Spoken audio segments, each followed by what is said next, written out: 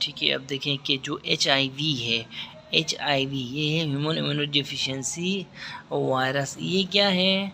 अगर इसकी बात करें हम HIV टाइप 1 की बात करें तो ये एक मेंबर होता है स्लो वायरस लेंटो वायरस फैमिली का, ठीक है ना, यानी कि लेंटो वायरस फैमिली का ये मेंबर होता है। और लेंटो वायरस क्या होती है? बेसिकली ये लेंटो वायरस रेट्रो वायरसेस होती हैं, ठीक है ना, फैमिली ऑफ रेट्रो वायरस होता है, जिसके अंदर फिर लेंटो वायरस फैमिली और फिर HIV टाइप 1, ठीक है ना। अगर HIV से पेशेंट को इन्फेक्शन हो जाए, ठीक है, तो 25 to 35% चांसेस होते हैं कि उस पेशेंट को एड्स हो जाएगा, ठीक है ना। तो देखें 25 to 35 है, it's not all of them, ठीक है ना। अच्छा, तो अगर कोई HO आपसे पूछे कि HIV इन्फेक्शन आपको, ठीक है ना, किसी पेशेंट को HIV इन्फेक्शन हो गया है, ठीक है, HIV इन्फेक्शन हो गया है, तो आप उससे पूछोगे कि भाई उसको एड्स भी हुआ है, ठीक है, तो वो कहेगा ओहो HIV तो एड्स ही होता है। तो हालांकि ऐसा नहीं है। इसमें देखो 25 to 35% चांसेस होते हैं HIV इन्फेक्टेड पेशेंट के एड्स में, यानी कि 100 में से 35 को एड्स हो जाती है।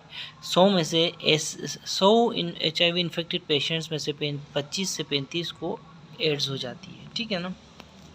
तो ये एक इन्फॉर्मेशन आपके जहन में होनी चाहिए, ठीक है ना। इट इज़ अ दिस, ठीक है। अच्छा, अब एड्स जो है होती है अगर HIV इन्फेक्शन हो तो, और ये अगर HIV इन्फेक्शन के साथ अगर ट्रीट किया जाए हार्ट के साथ ना, HIV इन्फेक्टेड पेशेंट को हार्ट के साथ ट्रीट किया जाए तो जो है एड्स लाइक्लीहुड ऑफ एड्स जो है ना वो कम हो जाता है। Highly active anti retroviral therapy को हम हार्ट बोलते हैं, ठीक है ना। इस हार्ट में क्या क्या होते हैं? इसमें टू न्यूक्लियोसाइड एनालॉग्स होते हैं एटलीस्ट, ठीक है, 2 न्यूक्लियोसाइड एनालॉग्स प्लस एक इसमें होती है NNRTI, ठीक है ना। NNRTI non nucleoside reverse transcriptase inhibitor होती है। तो ये जो इन दोनों इनका 3 ड्रग्स, ये तो 2 ये और 1 ये, तो ये दे आर केपेबल ऑफ, ठीक है, ठीक है ना। ये जो थेरेपी है दे आर इसकी काबिलियत क्या है, इसकी सलाहियत क्या है कि दे आर केपेबल ऑफ, ठीक है ना, जितने भी डिटेक्टेबल वायरल रिप्लिकेशन है उसको इनहिबिट करती है, ठीक है ना। जितनी भी डिटेक्टेबल वायरल रिप्लिकेशन है, वायरल रिप्लिकेशन को इनहिबिट करती है, और ठीक है ना, प्लाज्मा से और या फिर कहाँ से, लिम्फ नोड से जो उसको वायरस को क्लियर करने में ये क्षमता रखती है, क्लियर करने की क्षमता रखती है, ठीक है ना। एंड यानी कि it cleans the virus from plasma and lymph nodes, ये वाली थेरेपी थी। इसमें 2 न्यूक्लियोसाइड एनालॉग्स और एक non nucleoside reverse transcriptase inhibitor, ठीक है। तो ये इंपॉर्टेंट पॉइंट्स आपके जहन में होने चाहिए HIV से रिलेटेड, ठीक है, ठीक है ना। अब देखो जो एड्स है, एड्स की डेफिनेशन, ठीक है, एड्स की डेफिनेशन यानी कि अपॉर्चुनिस्टिक इन्फेक्शंस हों पेशेंट को एंड मलिग्नेंसीज हों, ऐसी अपॉर्चुनिस्टिक इन्फेक्शंस एंड मलिग्नेंसीज जो नॉर्मल पेशेंट्स में होती नहीं है, रेयरली होती हैं, ठीक है ना, वो इन पेशेंट्स को हों, और रेयरली अगर इफ़ इम्यूनिटी इज़ गुड, ठीक है, ओके। फॉर एग्जांपल इनकी मिसाल क्या लेंगे हम, न्यूमोसिस्टिस निमोनिया, CNS लिम्फोमा वगैरह, ठीक है। ये देखो मलिग्नेंसीज की एग्जांपल्स में CNS लिम्फोमा, न्यूमोसिस्टिस जिरोएची जो है, न्यूमोसिस्टिस निमोनिया, ये अपॉर्चुनिस्टिक इन्फेक्शंस की एग्जांपल। ये चीज़ें होती है ना, अगर इम्यूनो डिफिशिएंसी ना हो तो ये होती ही नहीं है, ठीक है। तो इसीलिए ये एक एड्स डिफाइनिंग सिचुएशन है ये, ठीक है। इसी तरह ऐसे लोग जो पॉजिटिव सीरोलॉजी के साथ हैं HIV की, जिनको यानी कि HIV की पॉजिटिव सीरोलॉजी के साथ हैं, अगर इनका CD4 काउंट बिलो 200 पर मिलीमीटर क्यूब आता है, ठीक है ना, यानी CD4 की परसेंटेज बिलो 14% आती है, तो ये भी एक डेफिनेशन है एड्स की, ठीक है ना। देखो HIV इन्फेक्शन तो उसको हो चुका है, सीरोलॉजी भी पॉजिटिव आई है, ठीक है। अब इसमें अगर 200 से नीचे आ रहा है उसका CD4 काउंट, तो ये क्या है, ये डेफिनेशन है फिर एड्स की, ठीक है। इसको हम कहेंगे कि इसको एड्स हो गया है, ठीक है, ठीक है ना। यानी कि या तो काउंट 200 से नीचे हो, या फिर परसेंटेज किससे 14% से नीचे हो, ठीक है। अच्छा, अब ट्रांसमिशन कैसे होती है? Transmission of disease is through blood, ठीक है ना। डिजीज़ ट्रांसमिटेड थ्रू सीमेन, ठीक है ना। Disease transmitted through vaginal fluid and disease transmitted through milk. ये सारी चीज़ें सही है, ट्रांसमिसेबल मीडियम है, ठीक है, ठीक है। और लोग कौन से, देखो होमोसेक्सुअल लोग, हेट्रोसेक्सुअल्स में भी होती है, ड्रग एडिक्ट्स में ये होती है, हीमोफिलिक्स में ये होती है, रिपीटेड ब्लड ट्रांसफ्यूजन्स होते हैं ना उनमें, इसी तरह नीडल प्रिक्स में होती है। अल्लाह, ये डॉक्टर्स के लिए ये ख़तरनाक बात है। मदर टू चाइल्ड भी ये ट्रांसफ़र होती है एड्स, ठीक है, ठीक है। पैथोजेनेसिस क्या है HIV की? देखें, एक तरफ हमारे पास HIV वायरस है, ठीक है, एक तरफ हमारे पास क्या है, वायरस के ऊपर क्या होती है, ग्लाइकोप्रोटीन होती है, ठीक है ना। दूसरी तरफ हमारे पास टी लिम्फोसाइट्स हैं। टी लिम्फोसाइट्स जो है हमारे पास मोनोसाइट्स, लैंगरहैंस सेल्स, ठीक है, मैक्रोफेजेस, ठीक है, इसी तरह डेंड्रिटिक सेल्स, ये सारे के सारे, ठीक है, डेंड्रिटिक सेल्स, ये सारे के सारे टी लिम्फोसाइट्स हैं। इनके ऊपर फिर हमारे पास आपको पता है CD4 होता है, ठीक है, CD4, ठीक है, सरफेस मॉलिक्यूल क्या होता है, CD4। अब देखो, ग्लाइकोप्रोटीन ऑफ द वायरस आता है, आके बाइंड करता है किसके साथ, CD4 के साथ। अब जब ये इसको CD4 के साथ बाइंड करता है तो ये T सेल नकारा हो जाता है, ठीक है। उसकी वजह से क्या होती है, उसकी वजह से सुप्रेस हो जाता है इम्यून सिस्टम रिस्पांस कम्प्लीटली, ठीक है। और सुप्रेशन हो जाती है किसकी, टी सेल्स की, ठीक है ना। इम्यून रिस्पांस सुप्रेस हो जाता है, टी सेल्स की सुप्रेशन हो जाती है। और फिर क्या होता है कि इनडायरेक्टली फिर बी सेल्स की सुप्रेशन होती है, बी सेल्स की भी, देखो टी सेल्स के साथ साथ इनडायरेक्टली बी सेल्स की भी सुप्रेशन होती है। और यूँ पेशेंट क्या होता है, प्रोन होता है इन्फेक्शंस के लिए। और छोटे मोटे जो बैक्टीरिया वायरसेस फंगाई जो नॉर्मली इंसान को अटैक नहीं करते, वो शुरू हो जाते हैं अटैक करना, ठीक है, ठीक है ना। यहाँ अगर सुप्रेशन की बात की जाए, देखो तो दो तरह की सुप्रेशन आपको देखने में मिलेगी। एक डायरेक्ट सुप्रेशन होती है बेचारे टी सेल्स की, ठीक है, और इस तरह CD4 काउंट नीचे आ जाता है, जिसकी वजह से इन्फेक्शन ज़्यादा बढ़ते हैं। दूसरी इनडायरेक्ट सुप्रेशन है किसकी, बी सेल्स की इनडायरेक्ट सुप्रेशन होती है बिकॉज ऑफ HIV, ठीक है ना। अच्छा, अब टेस्ट कौन से कराते हैं हम एड्स के लिए? एलिसा कराते हैं सबसे पहले, एलिसा का एलिस स्क्रीनिंग के लिए एलिसा कराते हैं, ठीक है, ठीक है ना। फिर हमारे पास WBC है, वेस्टर्न ब्लॉट टेस्ट इस निमोनिक क्या है, कन्फर्मेटरी टेस्ट WBC है। फिर हमारे पास PCR है, ठीक है ना, पॉलीमरेज चेन रिएक्शन PCR है। फिर CD4 काउंट जो है वो ठीक है। फिर CD4 काउंट देखो, नॉर्मल जो CD4 काउंट होती है दैट इज़ 5 ग्रेटर देन 500 पर मिलीमीटर क्यूब। CD4 काउंट अगर 200 से 500 के बीच में आ जाए, ये हम देखते हैं कपोसी सार्कोमा में, कैंडिडियल इन्फेक्शंस में और पल्मोनरी TB में 200 से 500 के बीच में CD4 काउंट आता है।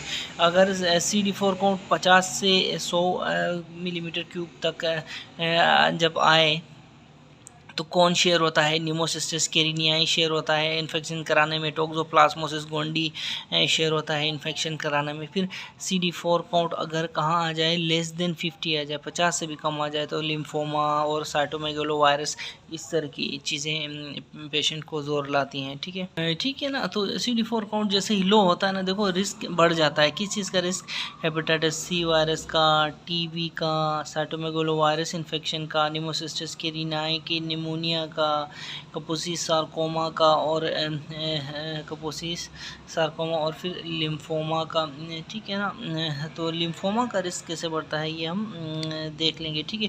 तो इन सब का रिस्क बढ़ जाता है जैसे जैसे CD काउंट लो हो जाती है। देखो याद रखो, TB is the most common opportunistic infection in AIDS. This is a big MCQ, and first cause of mortality in HIV infected patients भी TB ही है, ठीक है ना, याद रखना है आपने। और almost 10 to 30% patients die because of TB, ठीक है, ठीक है ना। याद रखें, जो HIV या एड्स की वजह से जो इम्यूनोसुप्रेशन होती है ना, ये इम्यूनोसुप्रेशन फिर क्या करती है, मॉडिफाई करती है TB की क्लिनिकल प्रेजेंटेशन को भी, ठीक है ना, यानी कि मॉडिफाई करती है TB की प्रेजेंटेशन। यहाँ TB ऐसी नहीं होगी जैसे जैसे नॉर्मल पेशेंट में टीबी होती है, ठीक है ना। अच्छा, जो सब नॉर्मल जो क्लिनिकल एनरोजेंट प्रेजेंटेशन होती है, ठीक है, सब नॉर्मल क्लिनिकल प्रेजेंटेशन या फिर रोएंजेंट प्रेजेंटेशन, ठीक है, और फिर increase rate of MDR TB, multi drug resistant TB होती है, और इंक्रीज रेट ऑफ रिलेप्स, ठीक है, और ट्रीटमेंट फेलियर होता है, ट्रीटमेंट फेलियर और रिलेप्स भी होता है। तो ये प्रेजेंटेशन मैं आपको बताना चाह रहा था कि जैसे जैसे एड्स इम्यूनोसुप्रेशन कराता जाता है तो ये मॉडिफाई करती है टीबी की क्लिनिकल प्रेजेंटेशन को भी, ठीक है ना। तो सब नॉर्मल क्लिनिकल प्रेजेंटेशन, सब normal resistant presentation, increase rate of multi drug resistant TB, और increase rate of treatment failure, increase rate of relapse, ठीक है ना। काम की बात, how HIV patient can present to surgeons, ठीक है ना, ये बहुत इंपॉर्टेंट बात है ना। ठीक है, तो सर्जन्स के पास जब देखो इसमें जो वेरियस डिजीज़ के साथ ये पेशेंट आ सकता है, ठीक है, और इनकी ट्रीटमेंट सेम होती है एज नॉर्मल पीपल की जैसे होती है, ठीक है, याद रखें, ठीक है ना। अब हम सर्जन्स जो हैं हम कहाँ कहाँ इन्वॉल्व हो सकते हैं इस एड्स के मामले में, ठीक है। देखो, management of colorectal and anal disorders, ठीक है ना। अगर मैं बात की जाए कोलोरेक्टल एंड एनल डिसऑर्डर्स की, यहाँ पे इन्फेक्शंस हो सकते हैं या फिर ट्यूमर्स हो सकते हैं, ठीक है, इन्फेक्शंस हो सकते हैं या फिर ट्यूमर्स हो सकते हैं। पेशेंट की स्प्लीनेक्टमी के लिए फिर आपके पास लाया जा सकता है किसी भी पेशेंट को, क्यों, ऑटो इम्यून जो थ्रोम्बोसाइटोपिनिया की वजह से, ठीक है, ठीक है, या फिर हमारे पास किसी भी पेशेंट को, एड्स के पेशेंट को लिम्फ नोड की एक्सीजन बायोप्सी के लिए लाया जा सकता है जहां डायग्नोसिस जो है कंफर्म नहीं हो रही हो, ठीक है। इसी तरह जो क्या कहते हैं उसको, ठीक है ना, यानी कि डायग्नोस्टिक अनसर्टेनिटी हो, ये लफ्ज़ आपको बोलने में इस्तेमाल करना चाहिए, डायग्नोस्टिक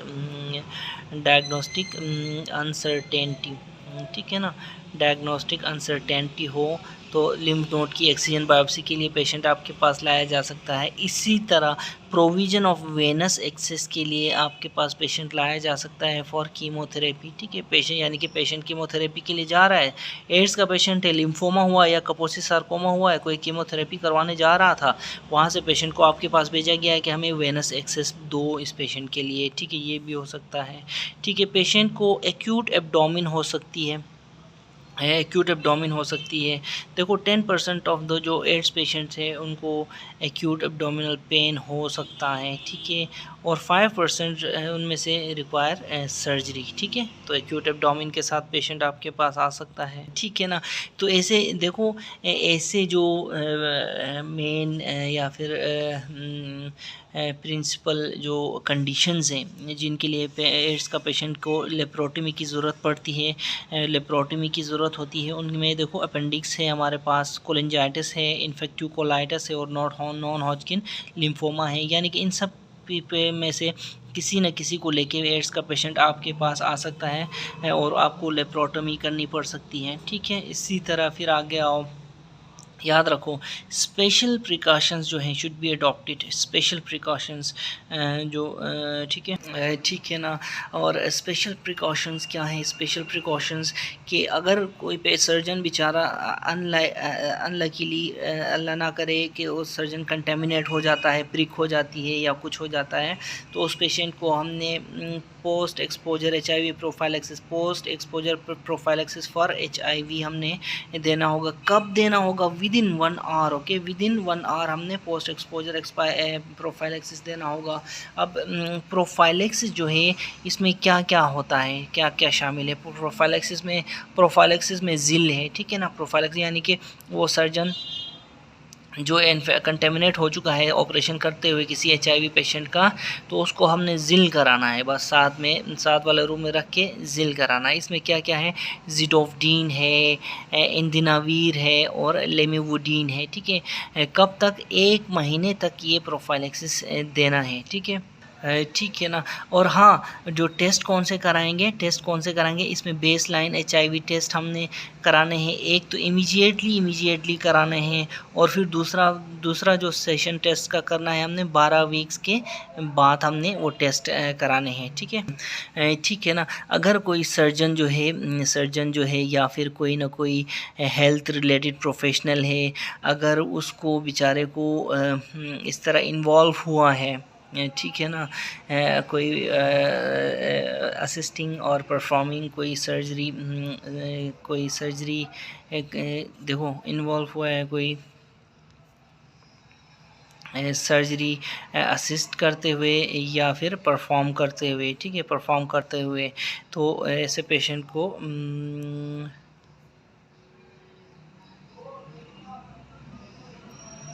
सर्जरी असिस्ट करते हुए या फिर परफॉर्म करते हुए, तो ऐसे पेशेंट को चाहिए कि वो छुट्टी ले, और फिर क्या करे, छुट्टी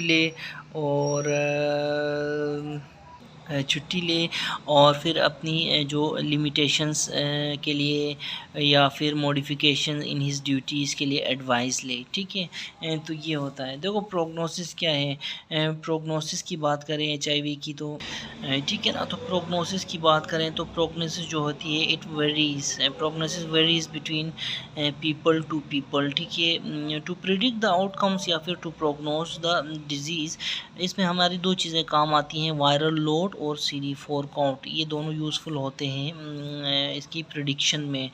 ठीक है ना। इफ़ नो ट्रीटमेंट, अगर ट्रीटमेंट नहीं मिल रही पेशेंट को, तो 9 से 10 साल तक जाएगा। ठीक है, नो ट्रीटमेंट जो है ठीक है ना, यानी कि अगर ट्रीटमेंट नहीं हो रही, ठीक है, विदाउट द ट्रीटमेंट, मैं आपको इंग्लिश में बताता हूँ, without the treatment average survival time after infection with HIV is estimated to be 9 to 11 years है ये। ठीक है, 9 to 11 ईयर्स। ठीक है। अच्छा, नो ट्रीटमेंट, अगर एक बार डायग्नोस हो जाए और उसके बाद ट्रीटमेंट नहीं की जाए तो 6 to 9 मंथ्स में ये पेशेंट उड़ जाएगा। इसी तरह डायग्नोसिस विद ट्रीटमेंट तो ये 10 से 40 साल तक जा सकता है पेशेंट। ठीक है ना, तो इसको सही तरीके से आपने देखना है, और याद रखें कि TB जो है is the leading cause of death in AIDS patient. ठीक है, तो इफ़ नो ट्रीटमेंट, देखो नो ट्रीटमेंट, ठीक है, तो ये 9-2-11। If no treatment after diagnosis, 1 साल तकरीबन, 9 महीने 1 साल ही। नो ट्रीटमेंट या ट्रीटमेंट विद डायग्नोसिस 10 से 40 साल तक, 10 से लेके 40 साल तक ये जाता है। ठीक है, बहरहाल टूल मिला के देखो तो 10 के आसपास ही है, और TB is the leading cause of death.